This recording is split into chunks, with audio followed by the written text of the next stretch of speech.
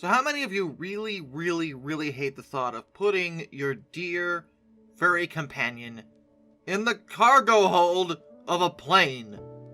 Personally, it's never jived with me. No.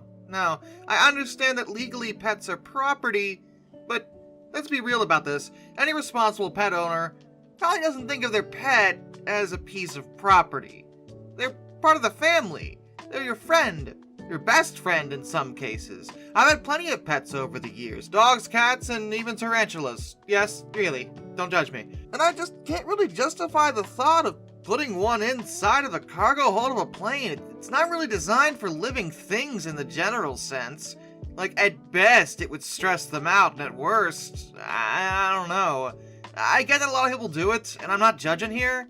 Well, I am. But the point is, I wouldn't. And a lot of people weren't comfortable with that, including two individuals named Dan Weissel and Alyssa Bender, who, when planning a trip for themselves with their dog, didn't really want to put him in the cargo hold either. And so, they found an airline called Pet Airways. Travel with your best friend. They started operations in 2009, and at their height they actually had a fleet of 20 different planes. And the whole gimmick of the airline was that it wasn't for people at all. It was for pets, who could fly in the main cabin. When it first started, airfare per pet was around $150, which isn't really that bad, but the fares were based on the pet's size as well as the distance they were going. And this is where I think the airline kind of ran into some issues, because I like the idea, I do. As an animal lover, I absolutely adore the concept of having an airline that specialized in taking the pets, like, in the cabin and treating them like living beings. Part of the gimmick is that they'd be treated very well. They were checked into a pet lounge at each airport where the airline operated, and owners could even track their pets en route via their website. Staff members would give every single pet pre-boarding walks as well as bathroom breaks, and during the flight, the pets were under the care of specially trained attendants who knew how to handle animals. They were checked on at least every 15 minutes for the flight's duration, and it was certainly a far cry from the, cargo hold. When they first launched, they served 9 US cities, including New York, Baltimore/Washington DC, Chicago, Omaha, Fort Lauderdale, Atlanta, Phoenix, Denver, and Los Angeles. They had planned to expand to 25 cities by late 2011, but they never managed to do that, as they ceased operations that year due to the fact that they just couldn't generate positive cash flows. They weren't making money, which, it's kind of an issue. It's really a major issue, honestly. If you're a company in operation, no matter how wholesome your business model, you still need to generate a profit, and I think that was where the big issue lies. How many people were really going to use this service? Like I said earlier, airfare per pet started at $150, but that was generally not what people wound up paying. At that rate, you might be able to get a lot of people to pay for this. But I tell you what you won't get them to pay, $1,200, which for a larger dog is what the rate would go up to. In fact, the average cost of a flight on Pet Airways was $500, which, I've had cheaper airline tickets for me, let alone for my dog. I love my pets, but look, we aren't made of money here, people. You gotta meet us in the middle somehow. Because the entire business strategy of Pet Airways implied that you were paying for an extra ticket for your pet. So that's already an extra expense from the get-go. Now, people who really love their pet would probably be able to justify it, but not when the pet's ticket is more expensive than the people's ticket. You see the problem here? As a result, their clientele would have been, people that could afford it. Only the wealthy individuals. And they make up a lot less of the overall population. Whenever you're charging for anything, you have to charge a fair rate, yes, to cover all your expenses. And of course, there has to be room for a profit margin. But the profit margin cannot be so high that it completely alienates, most people. And in this case, I'm pretty sure that's exactly what happened. Most people just couldn't afford to do this, no matter how much they would have wanted to. So if they really had an issue with putting their pet in a cargo hold, they'd probably just drive. It's not like this airline flew internationally anyway. So it wasn't like they'd suddenly be forced to put their pet in a cargo hold. No, they could just drive it, or take a train, or anything else. I'm sure the pets had a nice time, and I really liked the concept, but I just think the pricing was way out of people's range. And it was never gonna last, but there is talk of reviving it. For one thing, the parent company, Paw Pet Company Incorporated, actually transferred into the pharmaceutical space? What?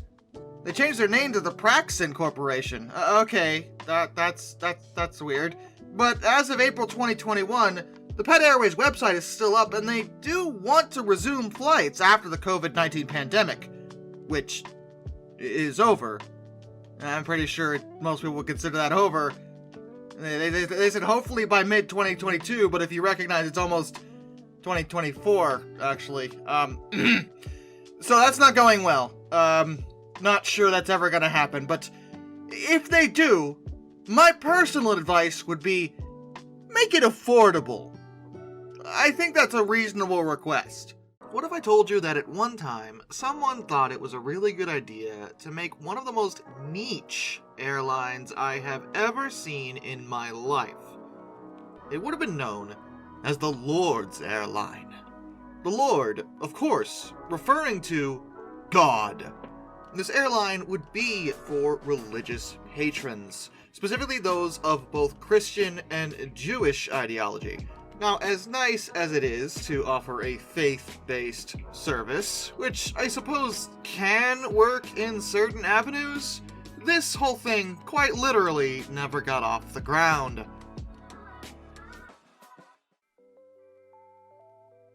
The year was 1985, and the story involves a New Jersey businessman named Ari Marshall.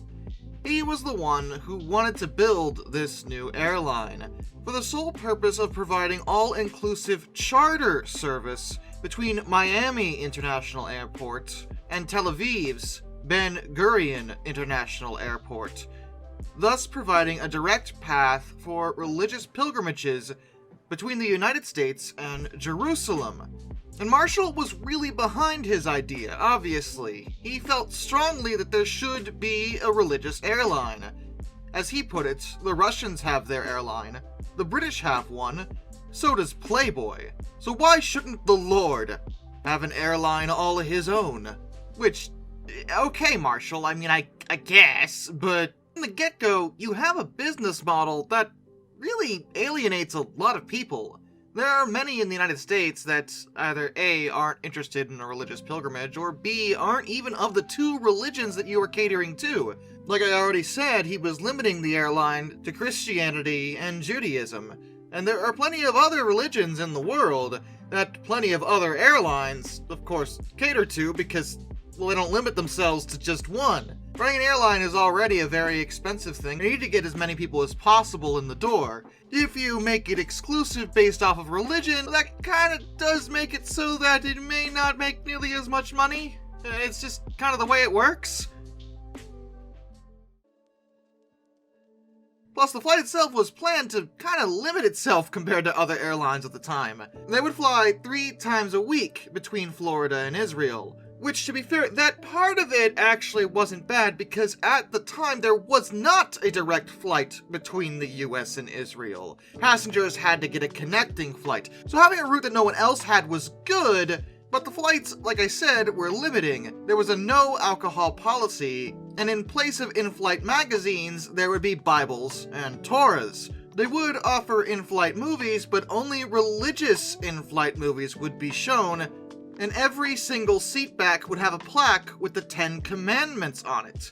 As if someone who wanted to actually fly on this airline wouldn't already have the 10 Commandments memorized. I mean, honestly, if you are the kind of person that wants to be on a flight like this, you know what those are. I'm just saying. At least I would hope so. There would also be in-flight religious classes catered to children, and a quarter of the ticket sales would actually be earmarked for missionary work. But in order to get an airline off the ground, quite literally, you require, like, a plane?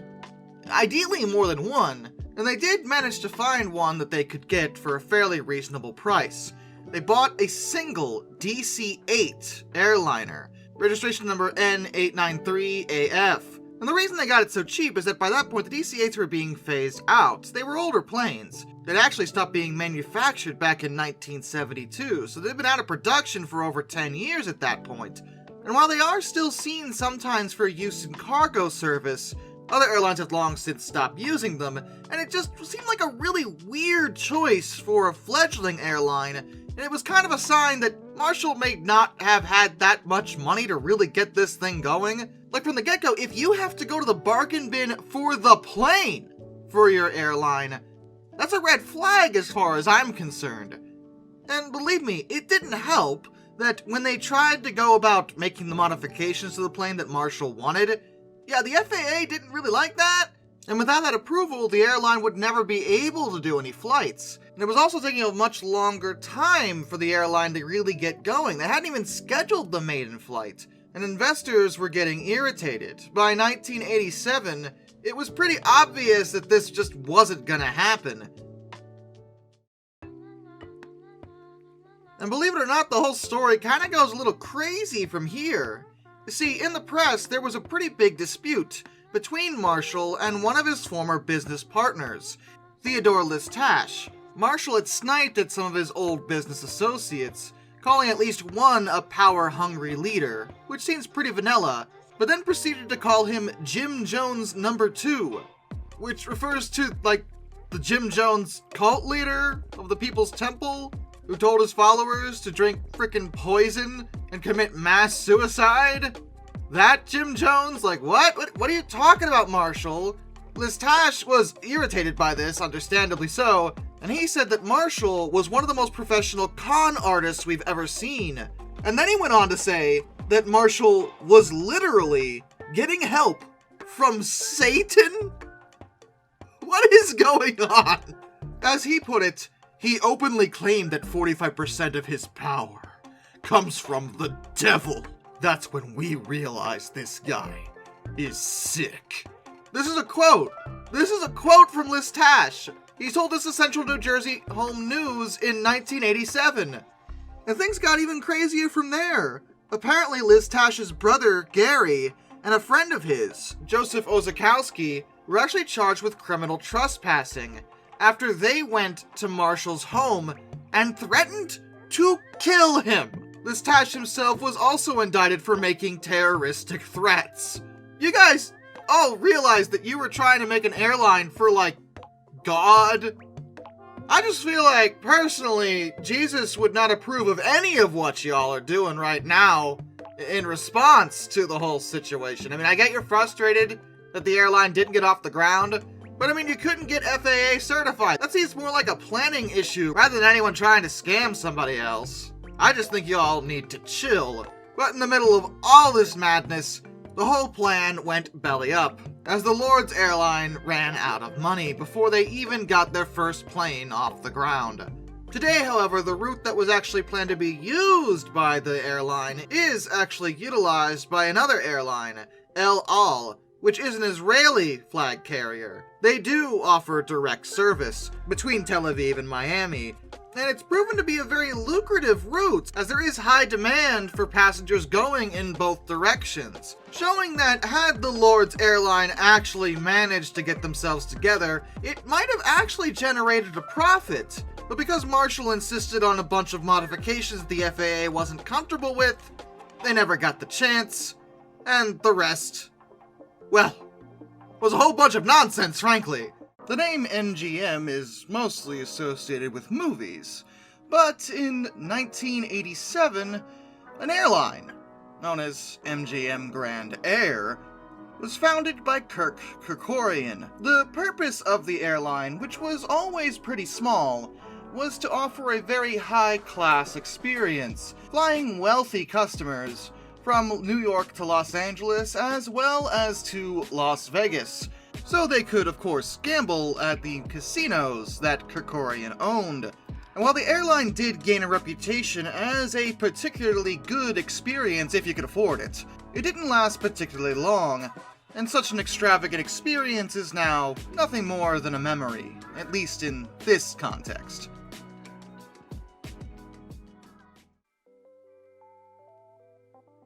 In order to completely comprehend how this airline came into being, you have to understand the whole backstory behind its founder, Kirk Kerkorian, who was born in Fresno, California on June 6, 1917. His parents were Armenian immigrants, and they were never particularly wealthy, so he had to leave school at a young age to take odd jobs to help them get by. In his youth, he was actually a very good lightweight boxer, but he left the ring to pursue his love of flying. During World War II, he would actually serve by ferrying Canadian-built de Havilland Mosquitoes over the North Atlantic Ocean to Scotland so the British RAF could use them to fight the good fight. Not exactly the most dramatic role to have in the service, but it was an essential one, so he certainly was doing his part.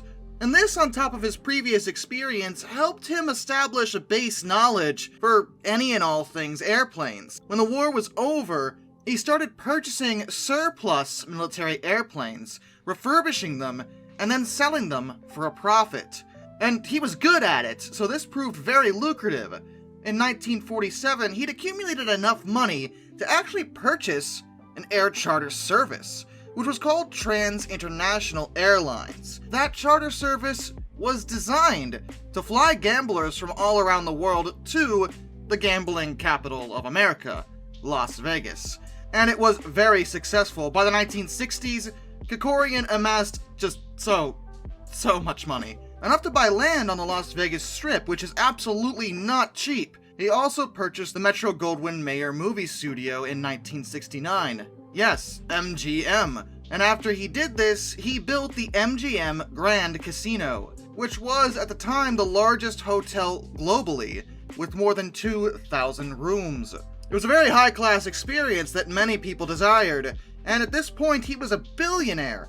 And into the 70s and the 80s, he started wanting to get back into his roots, airplanes, and thus he wound up founding MGM Air. The airline was small and only had a fleet of 6 planes, 3 Boeing 727s and 3 Douglas DC-8s, and the prices were oh dear. Passengers paid at least $1,400 to fly from LA to New York, and that's in 1987 money. It was $1,000 to fly between Las Vegas and New York, and $180 to fly between Los Angeles and Las Vegas.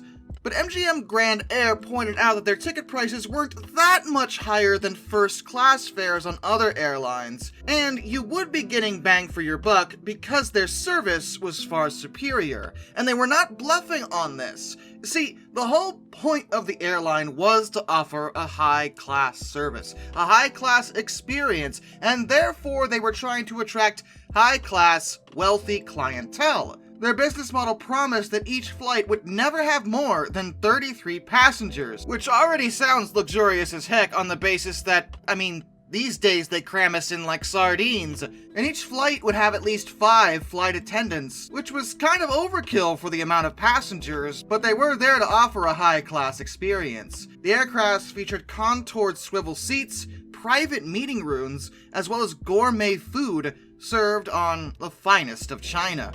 And naturally, being named after a movie studio and associated with them, they featured a selection of 6 first-run movies to watch. They had onboard VCRs and televisions for this purpose, which I know sounds dated now, but back in the 80s, that's how people watched their movies, and having them on board a plane was really cool. Plus, they offered passengers the ability to make air-to-ground telephone calls, which was considered a very high-tech thing to do back in those days, since cell phones were still over a decade away from becoming commonplace. Of course, the inside of the planes was decorated with things like gold plating and Versace fabrics.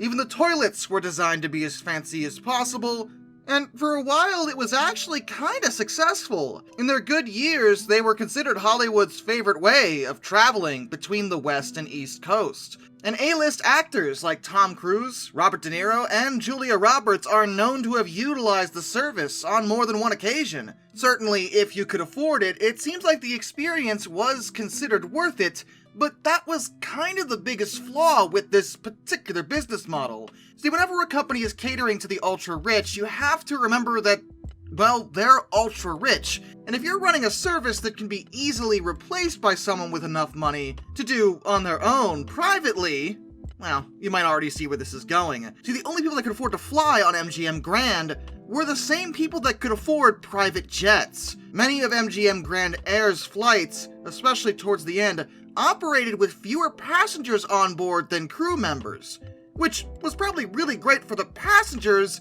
but you can see how the math here in terms of profits versus expenditures is not facilitating a positive gain for the company. In the 1980s, a lot of other airlines were slashing prices and cutting frills to squeeze as much money out of their flights as possible, while also offering cheaper tickets. And MGM Grand Air was still trying to appeal to the ultra-rich, but again, those ultra-rich could afford to fly in their own private planes. Why would they bother paying someone else to do it when they were so wealthy that they might as well have their own plane and staff? Then they could cater and design the interior of the plane to appeal just to them because it was theirs. Whereas with MGM, yeah, their planes were nice, you'd still have to share it with somebody. And most of Hollywood just didn't really want to do that. At no point during their existence did they ever make a profit. The only reason they got away with it for as long as they did is because they were propped up by the other businesses under the MGM name, like the casinos. Those were making money. So even if the airline was a consistent loss, it wasn't going to tank the entire corporation. They started downsizing after about 5 years, suspending their service between New York and Los Angeles and only focusing on bringing passengers to Las Vegas, which seems like the right call, since once you got them to Las Vegas, they would go to the casino, and that's where they would actually make their money, not on the planes. And by 1994, private planes had largely superseded pretty much any of their customers. And even the upper middle class couldn't afford to fly on someone like MGM, and they only had routes that went to the same place. Realizing there really wasn't a way forward for them, they decided to sell their assets to a small tour operator in Minnesota called Front Page Tours. That company provided transportation to sports teams as well as their fans, and they changed their name to Champion Air as a result. They actually managed to keep going until 2008, when they finally ceased all operations, citing high fuel costs and the inefficiency of their aging Boeing 727s that they were still using. Ultimately, MGM Grand Air is certainly an interesting story, no matter how short-lived it was. It sounds like it would have been a heck of an experience regardless, but you would have to be able to afford it, and that was always their biggest problem. Yeah, the planes were really nice, and the service was really, really nice, but really, really nice is often really, really expensive. And if you could afford really, really expensive, just buy your own plane. Just one of those things, I suppose. This airline mismanaged itself so badly that they only lasted a year. Now, it's kind of hard to process that because, in terms of airlines, you'd think going into it, one might have a fair bit of understanding of how difficult it can be to run such a business. And yet, the individuals responsible for what I'm going to call Braniff 3, more on that later, seem to not quite get how airlines operate, or how to run one. And yes, they closed down in just a year. Also, 2 of them went to prison. Oh yeah, this is gonna get good. Hello, hello! Welcome to another episode of History in the Dark. I am your host, Darkness the Curse. And before we begin, as always, thank you so much to my generous patrons, my British Rail critics, and of course my underwater train finders. You are the reason why this content remains crashing, just obliterating into the earth, just gone. It's terrible. And today we are going to discuss the tale of Braniff International Airlines Incorporated, which is generally referred to as Braniff 3 because of reasons I'll explain. They began operations on July 1st, 1991, and they ceased operations on July 2nd, 1992. It's embarrassing.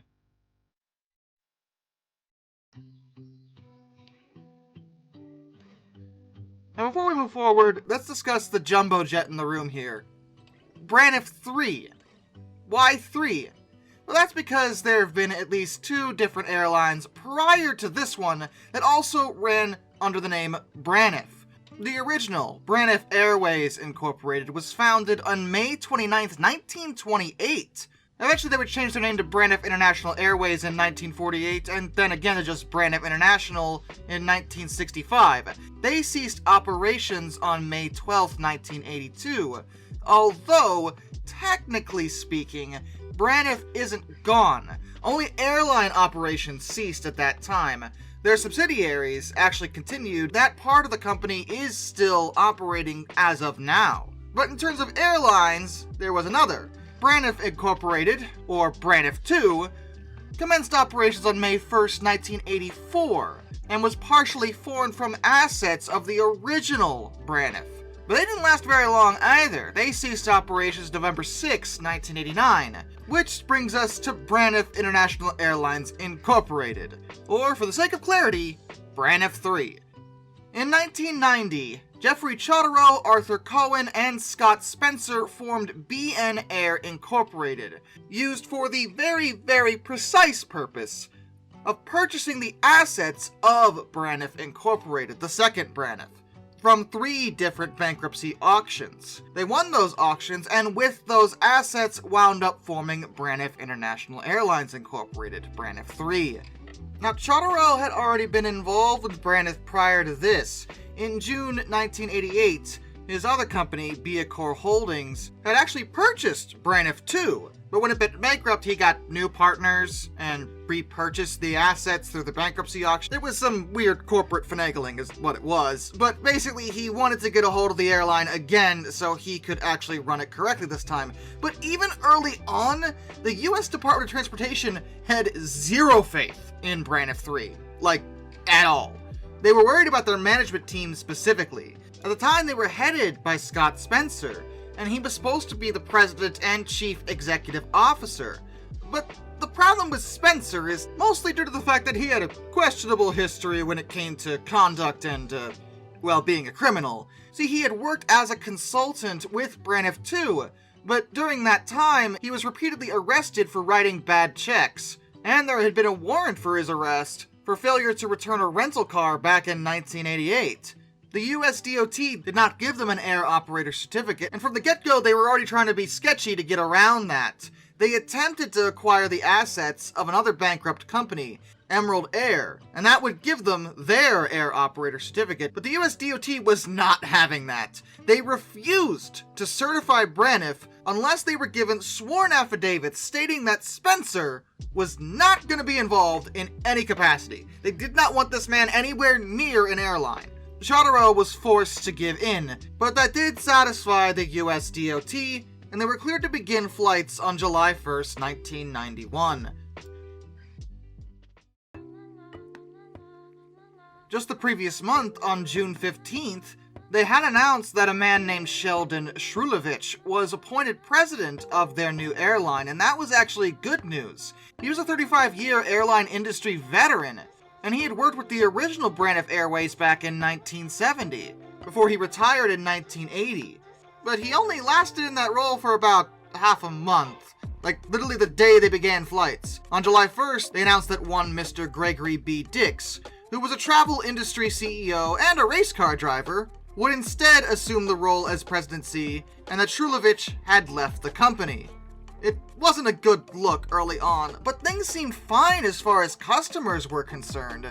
When they first started flying, their fleet consisted of 8 leased aircraft, 5 Boeing 727s and 3 McDonnell Douglas DC-9s. That's a fairly small fleet, but it was good enough to get them started, certainly, and the whole plan, the idea behind Braniff 3 was to be a budget airline. They wanted to get as many customers as possible by charging, less than their competitors. Obviously, you get what you pay for here, and the flights wouldn't exactly be extravagant, but they would get you to where you wanted to go. However, on the 16th of July, 1991, Braniff all of a sudden ended their service to Los Angeles International Airport, claiming that they were not given access to a gate or a ticket counter. Gregory Dix attributed those problems to a lack of cooperation by LAX officials, but that was swiftly denied by the Los Angeles Director of Airport Operations, so it's kinda unclear. And then, on the 7th of August, 1991, Braniff filed for Chapter 11 bankruptcy. What? You've only been operating for 37 days. How did you fail that quickly? Well, they cited their loss of a Canadian charter contract, which was unnamed, so it wasn't even clear if that was true or not, as well as the suspension of LAX service, which did happen, but it was really sketchy as to why it had happened. Though even though they were in bankruptcy, they did continue operations, though they wound up suspending the Dallas-Fort Worth to Fort Lauderdale route. They also ceased operating charters with their 727s, though they kept doing it with the DC-9s. Dix would comment about the reorganization, explaining that we've continued to consolidate our operations within the New York, Long Island, Dallas-Fort Worth, and Florida Triangle, maintaining our commitment to serving tourist markets and building our niche as a leisure carrier. And they did actually kind of do that. Like I said, their whole thing was cheap rates, and the vast majority of their tickets cost less than $100. Even in the early 90s, that was a pretty good price for airfare. But on the corporate level, things continued to unravel. On September 12, 1991, they completely ceased operations at Dallas-Fort Worth International Airport, which is interesting because that was where they were based at. They cited a dispute with an aircraft lessor. But at that point, apparently Dix got fed up with whatever the heck was going on in the corporate structure and left the company. Chodorow assumed the presidency, which is hysterical because he really didn't have any experience doing anything like this at all. He was hardly in a position to helm a company that was already in bankruptcy. But, well, that's what he was going to do. But from the outside looking in, things did start to improve by December. Chodorow would announce the airline had arranged for financing to again return to its DFW base, and they would resume service, while at the same time announcing a pretty busy schedule to begin in January 1992. They began hiring a ton of personnel for all positions, and on January 1st, 1992, they reported a profit of $28,000 for the month of December 1991. Not a massive amount for an airline, but it was a profit, and that's good. And by January 15th, they began operations to several different major cities throughout the United States, including Atlanta, Boston, Chicago Midway, Columbus, Miami, New York, Orlando, Tampa, West Palm Beach. Most of the big ticket cities were covered by them.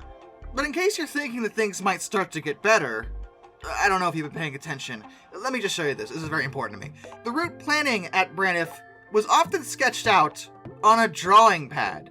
Seriously, just pretend the United States is in the background, and this is what they were doing. They were literally just drawing lines on paper, being like, yeah, the planes go here, but then they should go over here too, and then down here. Yeah, that looks good. That looks good. This just, I mean. See, I understand making the sketch, like, in a boardroom meeting, maybe, just to get a visual detail on the fly, but apparently this was a very normal way of doing it. But further profits were reported for the month of January, $128,000 this time, which was much better. But, at the same time, the DOT reported that 25 complaints were received concerning Braniff's service for the month of January. They did this on February 1st. There were 10 reports of cancellations or delays, which, given how small Braniff was, that's a lot. Like, if American Airlines gets 10 reports of delays for a month, given how large they are, that's actually very good for them. But Braniff, remember, had less than 10 planes, so how did you have that many cancellations in the span of a month when you don't even have that many aircraft? And yes, I know, the planes are obviously flying more than one time, because duh, but still, the point is, for their size, that was very high. So the DOT was getting a bit skeptical. Well, behind the scenes, Braniff, being a budget line, had tried to cut costs in a lot of other areas, and that included what they deemed to be unnecessary employees. There are things that airlines need in order to operate. Maintenance people, for one. And they did have those. There were no accidents attributed to them, thank goodness. But, for example, before the internet was in common usage, the way you would get reservations of flights generally was by phone. You would call. And therefore every airline worth their salt would have a call center, often more than one, to help field the inquiries of people wanting to fly on their planes. And yeah, that makes sense. It seems like that's a worthwhile investment to have that, because the more reservations you have, the more money you make, because that's more ticket sales. Duh. Well, Braniff decided that it wasn't necessary to really staff their call center with that many people, or even have that many lines in general. Their reservation center was overwhelmed in mid-February, and they did install a few new phone lines to handle it, but that was still only enough to handle 500,000 calls per month. And given the fact they received 3 million, you see how this was a problem. Despite this, on March 1st, they again reported a profit of $197,000 for the month of February, and they had managed to push their fares down per seat mile to just 0.6 cents, compared to TWA's 8.2 cents and 9 cents or more for the other major carriers. Brandis seemed to be doing the whole budget thing alright, but they did also receive 18 complaints for the month of February, but that was technically down compared to January, which remember had received 25 complaints, and on March 20th began their inauguration of service at Atlanta, Boston, Chicago, Columbus, and Minneapolis-St. Paul. And on April 1st, which yeah, some jokes just write themselves, they adopt the advertising slogan, "You can't beat the rate," which of course refers to their low fares. In fact, they offered a fare of $198 round trip between Newark and Miami or Orlando without any restrictions, though only select seats were sold at that pricing level. But by the end of April, Brandis passengers were being met with very long lines at ticket counters because, well, again, Brandis was not investing in other areas of their operations. Like, yeah, they had cheap rates, and their planes weren't crashing, but there's a lot of other factors when it comes to managing the amount of people that might want to, say, use your airline. The call center was bad enough, but then there were the agents. Brandis ticket agents were still writing tickets by hand. They weren't doing it electronically. You know, the way that every airline does it these days, and the vast majority of them did back then too. Writing by hand was long since obsolete, and they claimed they were waiting for new electronic ticketing machines from a French company but hadn't received them yet. And the reason they were so busy was simply due to the cheapness of it. They did have low fares, that was a fact, and it was attracting customers, but they were completely unequipped to actually manage the customers. They couldn't schedule reservations effectively, and even if people did get that far, they were left waiting forever to actually receive their boarding passes because they were writing them out with a pen and paper, like crazy people. It gets to a point where even people who want to save money are willing to spend more just for the convenience of actually scheduling their flight and getting to the gate unimpeded by nonsense. And that was Brandis' biggest problem, you know, outside of the fact that the management had no idea what the heck they were doing. Because by July 2nd, 1992, just a day after their 1-year anniversary of starting flights, they cited intense competition and fare wars, and once again filed bankruptcy, but this time completely ceased operations, filing for Chapter 7 bankruptcy liquidation proceedings. In their defense, the early 90s had been rough for airlines. They were the fourth one in 18 months to seek bankruptcy protection, along with Pan American World Airways, Midway Airlines, and Eastern Airlines.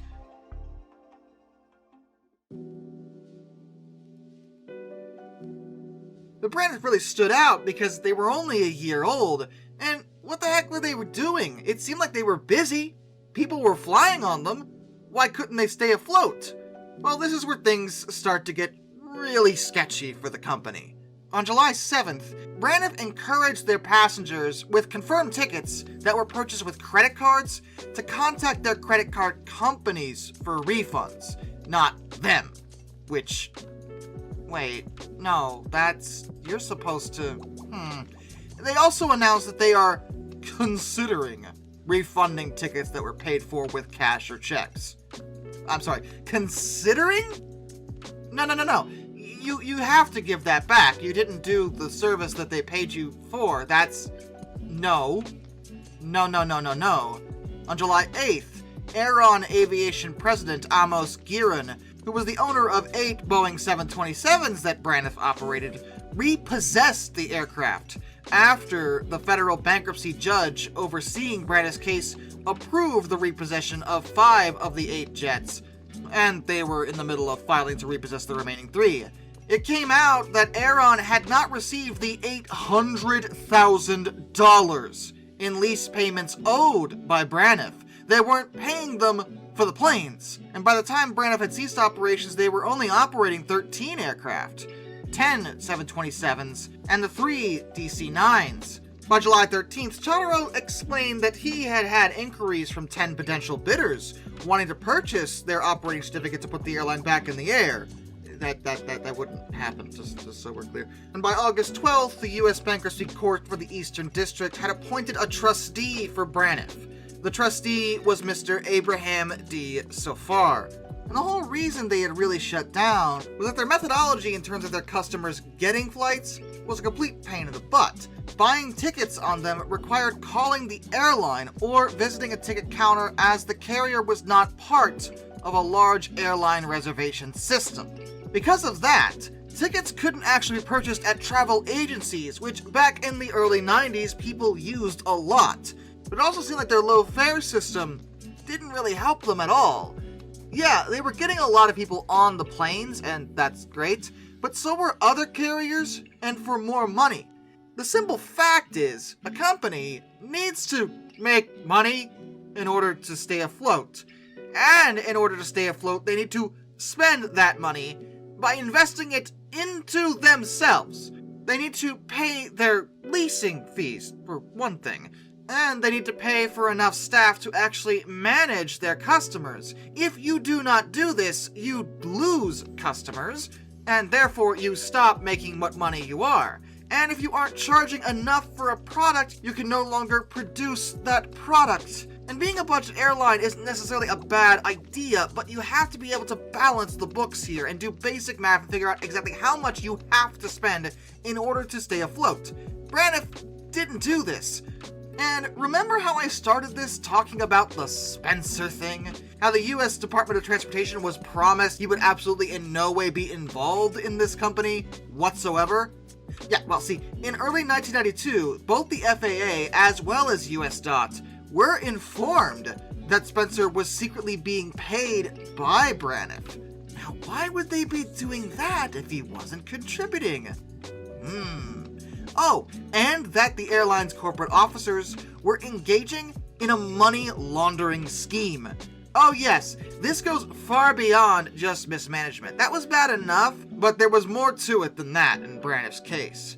The scheme was designed to conceal the fact that Spencer was even involved at all from the airline's creditors and the bankruptcy court and the US DOT, which, remember, had received sworn affidavits stating that Spencer would not at all be involved in this company. He was. Chotaro would wind up submitting another affidavit, where he claimed that the pledges made in the May 1991 affidavits had not been violated. You're gonna double down on that lie then, are you? Okay. The investigation quite quickly determined that Spencer had actually been heavily involved in the operations of the airline, and had been paid $351,411 in secret kickbacks from commissions paid to an advertising agency, whose owner was then granted immunity in return for his testimony against Spencer. A little over 2 years after they ceased operations, July 19th, 1994, Jeffrey Chotaro and Scott Spencer were indicted for bankruptcy fraud. They were accused of concealing the bankrupt airline's property from creditors, as well as defrauding the US DOT during the airline's certification and obstructing a pending proceeding of the agency. Chotaro would wind up agreeing to a plea bargain. The US government dropped the bankruptcy fraud charges against him in return for a guilty plea for defrauding the US DOT. He would be sentenced to 4 months in prison and 4 years supervised release. He was also ordered to pay a $40,000 fine, and he was also ordered to pay the airline's bankruptcy trustees $1.25 million in restitution over 5 years. Spencer would wind up admitting that he had acted openly and flagrantly on behalf of Braniff in violation of the terms of the 1991 affidavits, which again said that he wasn't going to be involved at all. He was convicted of bankruptcy fraud as well as conspiracy to commit bankruptcy fraud, and was sentenced on the 23rd of May 1996 to a 51-month prison term followed by 3 years of supervised release. He also agreed to pay $115,000 in restitution to the bankruptcy trustees. So I guess at the end of the day, what you can say about Braniff 3 is that it was a total mess, a disaster, a complete screw-up on almost all fronts. And as for the aftermath of those involved, well, prior to trying to run an airline, Chodorow had a history with running restaurants, a successful one, which, not at all the same industry whatsoever, but after he paid his debt to society, he went back to that, and he was involved with the program The Restaurant, which was a reality show that aired on NBC in 2003. It got a second season in 2004, though the show was eventually cancelled, and Chodorow would eventually sue the celebrity chef that was on the show, Rocco Dispirito, and win. He actually owns several restaurants, and most of his dealings seem to involve feuding with food critics. Spencer, on the other hand, oh my goodness, this man is out of control. It's hilarious. Somehow, and I still don't know how, he managed to weasel his way back into the airline industry and again get arrested and go to jail over it. This is another story in and of itself, but I'll give you the cliff notes. In 2007, the San Bernardino International Airport Authority awarded Spencer, did they not run a background check? I'm just saying, 2 lease agreements to develop a passenger terminal for commercial airlines and a fixed base operation for private pilots. During the course of this project, Spencer would wind up stealing $175 million in public funds, and in exchange for pleading guilty to tax evasion, all other charges were dismissed. The DOT has had enough of Spencer, and they actually ordered him banned from the aviation industry in 2005. But that was because he was also apparently operating an unlicensed charter flight company on the side. The man cannot stop breaking the law, apparently. It's just nuts. On a long list of companies that you would guess once had an airline, Hooters doesn't even appear anywhere at all. And yet, back in 2003, Hooters Air did indeed come into existence.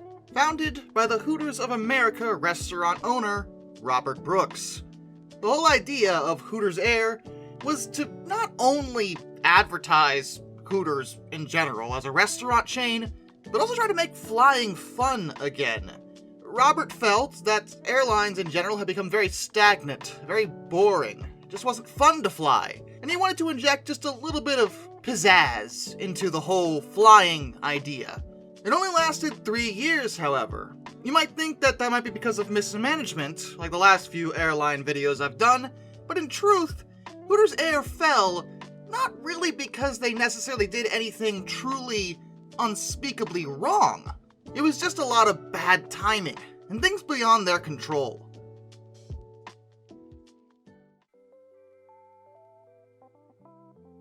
To begin with, if you don't know what Hooters is, or don't get the joke, then you're probably too young to understand. And that's okay.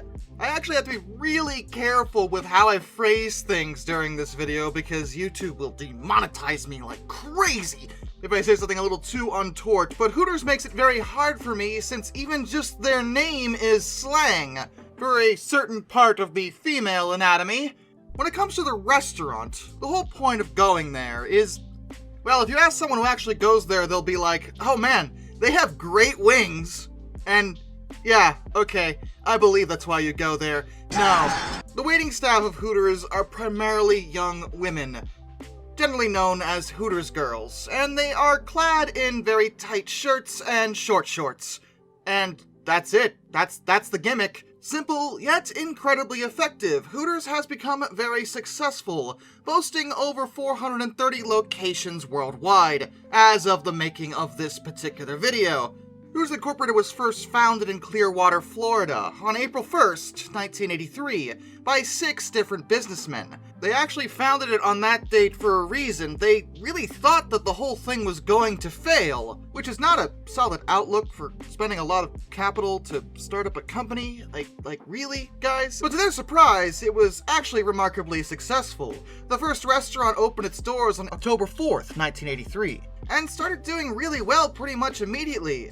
In 1984, a man by the name of Hugh Connerty bought the rights to Hooters from the original owners, but then Robert H. Brooks and a group of Atlanta investors bought out Hugh Connerty. And Brooks was the real game changer when it came to the company. He pushed for rapid expansion of the brand, and is largely responsible for making it a worldwide success. If you ever wonder why you know what Hooters is as a restaurant, well, you can thank Brooks. And he's also the one who decided, eventually, to start an airline. Brooks started looking for an airline to buy in 2002, and eventually he managed to reach a deal with Pace Airlines, which was an American charter airline that hadn't really been doing super well in those years. Once he got his hands on it, he began laying the groundwork to bring it to Myrtle Beach, South Carolina. Treating Pace Airlines as a parent company, he then formed Hooters Air underneath. His reasons for doing this, well, there's a few of those. For one thing, he wanted to use the airline as a bit of a moving billboard. It was an unconventional means of generating awareness for the Hooters brand, which, generating awareness for the brand, was one of Brooks' biggest strengths. But likewise, he thought attaching the brand to the airline would attract attention, and it did. People were genuinely curious about, hey, why was Hooters running an airline? It was just one of those things that was so bizarre that you almost didn't believe it. In fact, even now as I tell you, you may still not believe me, but I promise you, this is a thing that absolutely happened. And they commenced operations March 6, 2003. While tying Hooters to an airline may have been really unorthodox, its actual operations as an airline weren't super bizarre, at least in terms of the actual flights and the scheduling. Pace was a charter airline, but when Brooks took over, he wanted Hooters Air to start offering regularly scheduled flights, like a typical airline, though they did still do charter service as well. Over the course of their existence, their fleet only consisted of about 7 aircraft, all of which were Boeing and mostly versions of the 737, though they did have at least one 757, they were headquartered in Myrtle Beach, South Carolina, and indeed, the big draw was getting people into Myrtle Beach, though their scheduled flights did take people as far as Las Vegas. And interestingly, they were marketing themselves towards golfers, which was an effort to bring casual and tournament players to Myrtle Beach's over 100 championship golf courses, which is an oddly specific thing to do. Yet, early on, it did seem to work.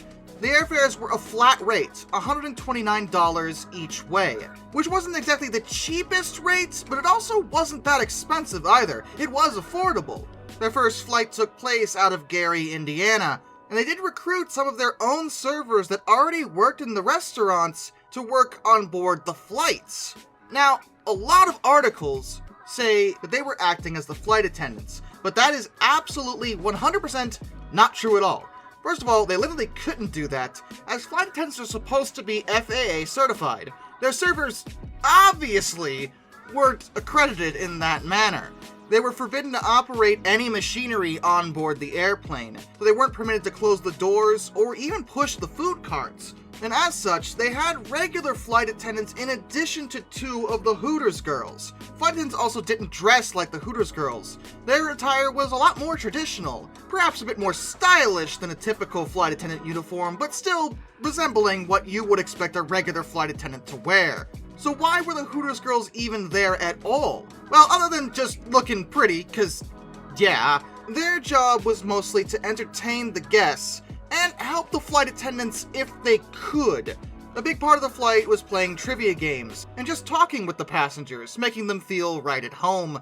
The Hooters girls were there to make the flight fun, whereas the flight attendants, and of course the rest of the crew like the pilot, were there to do the actual jobs of an airline crew and get people to the destination safe. The Hooters girls weren't even allowed to serve food, and you might think this wouldn't be very much fun for the girls, since they weren't really allowed to do all that much, but based on interviews, many find it a nice change of pace from typical restaurant duties. Their shifts were round-trip, running from about 7 a.m. to 6 p.m. A long day to be sure, but it was nice to do something different, at least as far as they were concerned.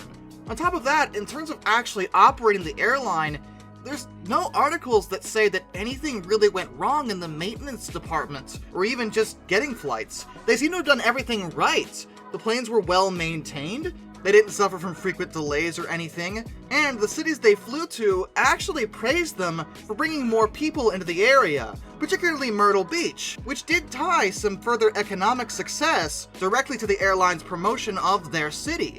The customers enjoyed flying with them too. In order to make the flights a lot more comfortable, rows of seats were actually removed from the aircraft, which provided people with a 34-inch, 86-centimeter seating pitch to all passengers. That legroom is comparable to many carriers' business classes, and this was something that anyone could get just for flying with them. The seats were also upholstered in dark blue or black leather, and during those years, a lot of major carriers were eliminating in-flight frills to cut costs. But Hooters Air defied that logic, continuing to supply complimentary meals to all their customers on trips that lasted over 1 hour. So all this sounds great, actually. I mean, regardless of what you think of Hooters as a brand, whether you think it's exploitative or not, it seems like that when it comes to flying an airplane, even if you remove the Hooters girls from the equation, they were doing everything right. So why did they fail in just 3 years? They ceased operations April 17, 2006. What's the deal? Well, it is like I said, most of the reason Hooters Air failed actually has nothing to do with anything they really did wrong. They continued to operate pretty consistently during the height of their existence, continuing to do everything possible to make their guests happy, but they weren't able to generate enough cash to really expand the way the restaurant had. And while Brooks had no previous airline experience, and still managed to do a lot of things right, he did one major thing pretty wrong, and that's timing. Remember, they started this new airline in 2003. That was like the worst possible time to start a new airline, because it was a bad time to be any airline in general. The 9/11 terrorist attacks had just happened 2.5 years prior, and it was still fresh in people's minds. In the years after that terrible day, a lot of people were deathly afraid to fly. Having a fear of flying is actually a pretty common fear among people in general, but 9/11 amplified that tenfold. And even major carriers were struggling in the years after that, let alone a brand new one like Hooters. On top of that, there was a lot of competition they weren't able to deal with. Southwest in particular was offering lower fares, and people were willing to pay a lower price even if you wouldn't necessarily get the pretty girls. And the cost of jet fuel was going up, and therefore the cost of operation was going up, putting a strain on the economic viability of the whole thing. In the end, all commercial services were suspended on January 9th, 2006, and they ceased all operations April 17th. Later, Hooters of America would report that they'd lost $40 million on the whole airline thing, so it was never a profitable venture for them, even though they did handle it well. Pace Airlines actually did continue on for another 3 years with their charter services, though they would eventually cease operations as well in September of 2009. But since that time, Hooters Air has gone down in history as just one of the weirdest things that has ever happened. There's a lot of misinformation about it, mostly due to the nature of the brand at large, but as I said, as an airline, they actually handled themselves okay. They just couldn't deal with the economy as it was at the time. I doubt we'll ever see anything quite like Hooters Air ever again. And as for Bob Brooks, well, he would actually pass away just a few months after the airline closed at the age of 69. Hooters, as a chain, however, still continues. And you could probably find one of their locations somewhere near you. I hear they have good wings. Yep, the wings. That's why you go there. And for no other reason. Definitely. And when it comes to the legacy of Hooters Air, well, I guess it's best summed up with one of their slogans. Fly a mile high with us. I get it. Shut it, Nappa.